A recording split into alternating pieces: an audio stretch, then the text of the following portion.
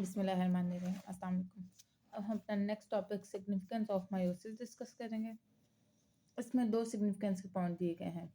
एक ये कि meiosis maintain some number of chromosomes. ये हमें पता है कि मियोसिस में 2 स्टेप्स होते हैं। फर्स्ट स्टेप में जो है क्रॉसिंग ओवर वो होती है, जो हमारा फर्स्ट स्टेप होता है उसमें क्रॉसिंग ओवर होती है मियोसिस 1 में, और देन मियोसिस 2 में रिडक्शन होती है। मियोसिस के 2 स्टेप्स हैं। नंबर 1 में होती है क्रॉसिंग ओवर, मतलब ये कि जीन्स आपस में क्रॉस करती हैं, आपस में मिलती हैं और न्यू प्रोडक्ट्स बनाती हैं, न्यू जीन के कॉम्बिनेशंस बनाती हैं। और उसके बाद आता है मियोसिस 2, जिसके अंदर रिडक्शन होती है। रिडक्शन का मतलब ये है कि जो हमारा ओरिजिनल 46 क्रोमोसोम्स हैं वो हाफ होकर 23 हो जाते हैं, क्योंकि जो हमारा प्रोडक्ट है, डॉटर सेल है, उसको half number of chromosomes one parent से मिलने हैं और हाफ नंबर ऑफ क्रोमोसोम किसी और पेरेंट से मिलने हैं। इससे ये है कि दुनिया में जो एक्चुअल नंबर ऑफ क्रोमोसोम होता है वो मेंटेन रहता है। यही बात इस टॉपिक में डिस्कस की गई है, maintains the number of chromosomes in animal cells. अब यहाँ पे आपकी इसकी 2 हेडिंग्स आएंगी। फर्स्ट हेडिंग एनिमल सेल की बात करेगी आपकी बुक, और देन नेक्स्ट हेडिंग में फ्लावरिंग प्लांट्स की बात करेगी। Non flowering plants mitosis meiosis से रिप्रोड्यूस नहीं करते, उनकी एसेक्सुअल रिप्रोडक्शन होती है, 2 पेरेंट्स इन्वॉल्व नहीं होते। फ्लावरिंग प्लांट्स में 2 पेरेंट्स इन्वॉल्व होते हैं, इस वजह से यहाँ पे एनिमल्स की और सिर्फ फ्लावरिंग प्लांट्स की बात की गई है। An animal cell special cells in the reproductive organs undergo meiosis। अब आपको पता है कि जो स्पेशल सेल्स होते हैं जिनको हमने कहा था गेमीट्स, वो गेमेटिक सेल्स जो होते हैं वो रिप्रोडक्टिव ऑर्गन्स में होते हैं और उनमें होती है मियोसिस। जो हमारे पास प्रोडक्ट बनता है they are called gametes. Gametic cells, जो स्पेशल सेल्स होते हैं गेमेटिक सेल्स, ये रिप्रोड्यूस करके बनाते हैं। गेमेटिक सेल्स ये रिप्रोड्यूस करके बनाते हैं गेमीट्स।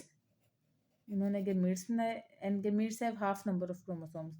अब गेमेटिक सेल्स थे, उसमें मियोसिस 1 हुई, मियोसिस 2 हुई, हमारे पास प्रोडक्ट आया gametes with no pairs. Pairing नहीं होती क्योंकि हमें पेयर्स, सेकंड पेयर हमें दूसरे पेरेंट से मिलेगा। ड्यूरिंग सेक्सुअल रिप्रोडक्शन अब होता क्या है, अब आपके सामने एक प्रोसेस सारा हुआ इन एनिमल सेल्स में। रिप्रोडक्टिव ऑर्गन्स में मियोसिस हुई 1 और 2, डॉटर सेल्स बने। डॉटर सेल्स को हमने कहा गेमीट्स, जिनमें 46 की जगह 43 क्रोमोसोम्स थे। अब होता क्या है, सेक्सुअल रिप्रोडक्शन के दौरान जो मेल गेमेटिक सेल थे 23 मेल सेल में बने, उसी तरह फीमेल गेमेटिक सेल में भी 23 एन वाले जो सेल्स थे, गेमेटिक सेल्स थे, गेमीट्स थे, वो आपस में फ्यूज़ की और फ्यूज़ करके उन्होंने बनाया जाइगोट। ये हमारे पास जाइगोट, और ये बेशुमार मरतबा मल्टीप्लाई होते के ये लिखा हुआ है नीचे 23 प्लस 23 46 एन, 46 क्रोमोसोम्स। ठीक है, ये 46 एन लिखा हुआ है। जाइगोट में 46 एन होते हैं। इसका मतलब ये है कि actual number of chromosome, the number of chromosome वो मेंटेन हो गया। और जाइगोट में फिर फर्दर होती है माइटोसिस, और माइटोसिस के थ्रू एक जाइगोट इवेंचुअली एक हेल्दी बेबी की सूरत में डेवलप होता है। ठीक है, ये टोटल इस फर्स्ट पैराग्राफ में बात की गई है। During sexual reproduction male and female gametes join to make the first cell zygote.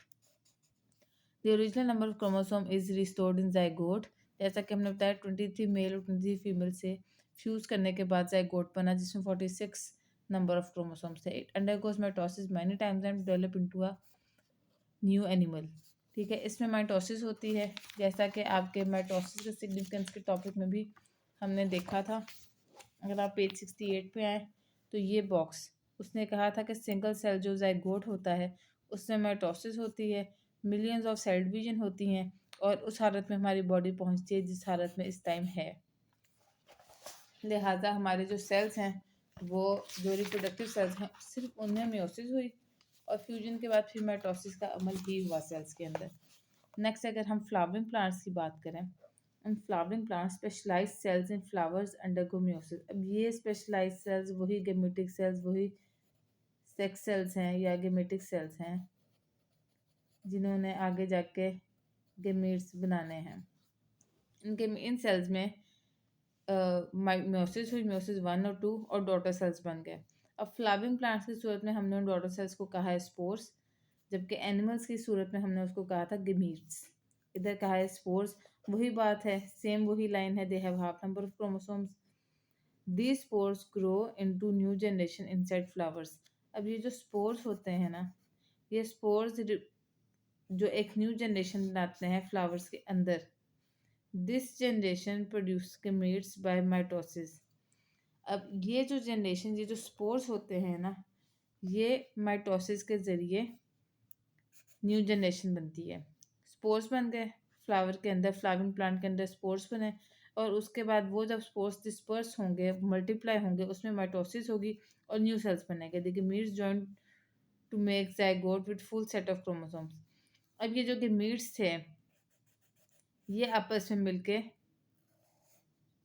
Full set of chromosomes बनाएंगे और ज़ाइगोट बनाएंगे। The zygote undergoes mitosis and develops into a new plant. Same वही process है। अब बात जो इसमें difference है ना गेमीट से, वो यही है कि ये जो स्पोर था ना, स्पोर जब बना, स्पोर फर्दर जब तक ज़ाइगोट नहीं बनता, जब तक फ्यूजन नहीं होती, तब तक जो हमारे पास स्पोर होते हैं उसमें माइटोसिस होती रहती है। अब मियोसिस ने एक स्पोर बनाया। आपको पता है कि मियोसिस ने सिर्फ मल्टीप्लाई करना है, सिर्फ हाफ करना है। तो हमारा जो फ्लावरिंग प्लांट था उसमें स्पेशलाइज्ड सेल ने हमारे स्पोर बनाया। अब हमें पता है कि स्पोर में हाफ नंबर ऑफ क्रोमोसोम्स हैं, इसमें 2 हैं थे तो इसमें n होंगे। अब ये स्पोर जब तक इसकी फ्यूजन नहीं होती, एनिमल सेल की सूरत में तो फ्यूजन नहीं हुई थी, एनिमल सेल 23 का 23 ऐसे ही पड़ा रहा। अब फ्लावरिंग प्लांट में ये स्पोर हाफ नंबर में, इसमें माइटोसिस होगी, ये हाफ नंबर की सूरत में ही मल्टीप्लाई होता रहेगा। ये एक स्पोर बन गया, एक ये स्पोर बन गया, एक ये स्पोर बन गया। आपने देखा होगा कि जितनी तेज़ी से एनिमल्स की मल्टीप्लिकेशन होती है, उससे हज़ारों गुना ज़्यादा तेज़ी से फ्लावरिंग प्लांट्स में मल्टीप्लिकेशन होती है। उसकी वजह यही है कि इसमें मियोसिस ने, यहाँ पे हुई मियोसिस, मियोसिस ने एक स्पोर बनाया। उस एक स्पोर ने आगे माइटोसिस करते हुए वेट नहीं किया उसने मीटिंग का, उसने बेशुमार स्पोर्स बनाए। अब जब ये इतने सारे स्पोर्स हमारे फ्लावरिंग प्लांट में मौजूद थे, ये जैसे ही जब जब जिस जिस फ्लावर की मीटिंग होती रही, जिस जिस स्पोर की मीटिंग होती रही, वो फर्दर न्यू प्लांट बनता गया, 2n वाला न्यू प्लांट बनता गया। इसने वेट नहीं किया। इसी वजह से यहाँ पे एक स्पोर ने फर्दर बेशुमार स्पोर्स बनाए और उन स्पोर्स में हाफ नंबर ऑफ क्रोमोसोम्स है, क्योंकि माइटोसिस में नंबर ऑफ क्रोमोसोम्स कम ज़्यादा करने की अहलियत है ही नहीं। सिर्फ मियोसिस है जो कि नंबर ऑफ क्रोमोसोम्स हाफ कर सकता है। अब उन हाफ नंबर ऑफ क्रोमोसोम्स में माइटोसिस होगी तो half number of chromosomes he product निकलेंगे। 2n में माइटोसिस होगी तो 2n प्रोडक्ट निकलेगा। डिपेंड करता है कि माइटोसिस हो रही है कि मियोसिस। माइटोसिस में नंबर ऑफ क्रोमोसोम्स सेम रहेंगे, हाफ है तो हाफ रहेंगे, 2n है तो 2n रहेंगे, सिंगल n है तो सिंगल n ही रहेंगे। अब फ्लावरिंग प्लांट का हमारा टॉपिक सारा कवर हो गया है। ये एक दफ़ा नोट से भी देख लें कि स्पेशलाइज सेल्स में मियोसिस हुई, उन्होंने स्पोर्स बनाए, स्पोर्स ने फर्दर गेमीट्स बना दिए, गेमीट्स जॉइन करके ज़ाइगोट बनाएंगे। इसमें सिर्फ एक टेक्निकल बात ये थी जो इसने आपकी बुक ने एक लाइन में ऐड की है, इतनी डिटेल, ये कि ये जो स्पोर्स हैं inside the flowering plants, this generation of spores produces gametes by mitosis। ये स्पोर्स आपस में भी बैठे मल्टीप्लाई होते रहते हैं माइटोसिस के थ्रू। सिर्फ ये एक चेंज है इसमें, इसकी निस्बत फ्लावरिंग प्लांट्स में, अदरवाइज बाकी सारा सेम है। देन आपके पास नेक्स्ट जो आपके पास सिग्निफिकेंस ऑफ मियोसिस में है, ब्रिंग्स जेनेटिक डाइवर्सिटी। अब जेनेटिक डाइवर्सिटी में मियोसिस 1 का जिक्र, नंबर ऑफ क्रोमोसोम्स में मियोसिस 2 का जिक्र था। जेनेटिक डाइवर्सिटी बेसिकली मियोसिस 1 की खासियत है कि उसमें क्रॉसिंग ओवर होती है और उसकी क्रॉसिंग ओवर की वजह से जेनेटिक डाइवर्सिटी आती है। अब आपकी बुक कहती है कि crossing over creates, crossing over की वजह से न्यू कॉम्बिनेशन ऑफ जीन्स बनते हैं और इन न्यू कॉम्बिनेशन ऑफ जीन्स से हर क्रोमोसोम, हर जो दुनिया का गेमीट है ना, उसमें यूनिक सेट्स हैं, यूनिक सेट ऑफ जीन्स हैं। जैसे कि कितने इंसान हैं दुनिया में, हर एक का अपना मोबाइल नंबर है, कोई दो लोगों का एक मोबाइल नंबर नहीं है। उन्हीं 9 नंबर से 10 नंबर से 0 1 2 फर्दर 9 तक, ये 0 से लेकर 9 तक 10 नंबर्स हैं। इन्हीं के कॉम्बिनेशन से बेशुमार दुनिया में नंबर्स बनते हैं। उसी तरह से जीन्स में जो मैसेज हैं, बालों की का कलर क्या होगा, वो जीन के बेशुमार कोड्स मौजूद हैं, बेशुमार कॉम्बिनेशंस मौजूद हैं। When diverse gametes from two parents combined, the resulting zygote is genetically diverse from both parents. अब जब दो पेरेंट्स जिनमें बिल्कुल मुख्तलिफ कोड्स हैं अपने अपने पेरेंट्स की, इसमें भी इन टू पेरेंट्स में भी दोनों में अपने अपने फर्दर पेरेंट्स की कोड्स मौजूद होंगे। ठीक है, ये 1 ये 2 मिलके 3 बनाएगा, और ये इस तरह से 1 2 मिलके ये 3 बनाएगा। ये जब 3 और 3 आपस में कंबाइन करेंगे तो फिर ये फर्दर मुख्तलिफ किस्म के जेनेटिक कॉम्बिनेशंस लेके आएंगे दुनिया में। The resulting zygote is genetically diverse from both parents. In this way, meiosis contribute to genetic diversity in population. अब अगर आप ये पिक्चर देखें अपने बुक की, इसमें उसने meiosis को सिंपली एक्सप्लेन किया है। ये एक सेल है, ये एक सेल है, ये आप समझ लें कि ये पेरेंट 1 का सेल है, ये पेरेंट 2 का सेल है। इसमें होमोलोगस क्रोमोसोम्स मौजूद हैं। आप समझ लें कि आंखों का कलर कैसा होगा, वो कोड है इसमें। इस पेरेंट के ये इस पेरेंट की मदर की जीन है आँख के कलर की, ये इस पेरेंट के फादर की जीन है आँख के कलर की, क्योंकि ये भी तो किसी ना किसी पेरेंट से निकले हैं ना। आप समझे, ये इनके बावजदाद की जीन्स हैं। इसी तरह से ये पेरेंट 2 के, ये उसकी मदर की जीन है, ये फादर की जीन है। ठीक है, अब इसमें किस कदर डिफरेंट कॉम्बिनेशंस निकलते हैं। एक तो ये सूरत है कि एक्चुअल जो मैसेज था वो एज इट इज़ रहे। दूसरी कॉम्बिनेशन एक ये आया है हमारे पास कि कलर ऊपर से एक स्वैप हुए हैं। एक कॉम्बिनेशन है कलर्स नीचे से स्वैप हुए हैं। फिर एक कॉम्बिनेशन ऐसा ही है कि पूरी की पूरी जीन स्वैप होगी, पिंक की जगह ब्लू आ गई, ब्लू की जगह पिंक आ गई। 4 डिफरेंट कॉम्बिनेशंस हैं। उसी तरह से 4 डिफरेंट कॉम्बिनेशंस ये हैं, और ये रैंडम रैंडम बनते हैं, अल्लाह की तरफ से कॉम्बिनेशंस बनते हैं। इसमें कोई, हम अब कोशिश कर रहे हैं कि जेनेटिक डाइवर्सिटी में हम जेनेटिकली वेरीफाइड ऑर्गेनिजम्स जो लेके आ रहे हैं उनमें हम अपनी मर्ज़ी से ये क्रॉसिंग ओवर करवाते हैं, लेकिन ये अल्लाह का कुदरत का निज़ाम है, इसको वैसे ही चलता आ रहा है। जो नॉर्मल एक ह्यूमन होगा, नॉर्मल एक प्रोसेस होगा, उसमें अल्लाह की तरफ से ही ये कॉम्बिनेशंस होंगे। उसी तरह से ये रैंडम बेसिस में कोई से 2 सेल्स आपस में कोई से 2 गैमेट्स फ्यूज़ कर गए और उन्होंने एक नया ज़ायगोट बना दिया, जो जिसमें बिल्कुल मुख्तलिफ कॉम्बिनेशंस हैं। बहुत मर्तबा होता है कि बच्चों की, बहन भाइयों की आपस में शक्लें मिलती हैं, बहुत दफ़ा होता है बिल्कुल मुख्तलिफ होती हैं। कोई नानकों पे होता है, कोई दादकों पे होता है, यही बात है। अगर मैसेज ओरिजिनल गया तो इसका मतलब है ये इस पेरेंट के जैसा है।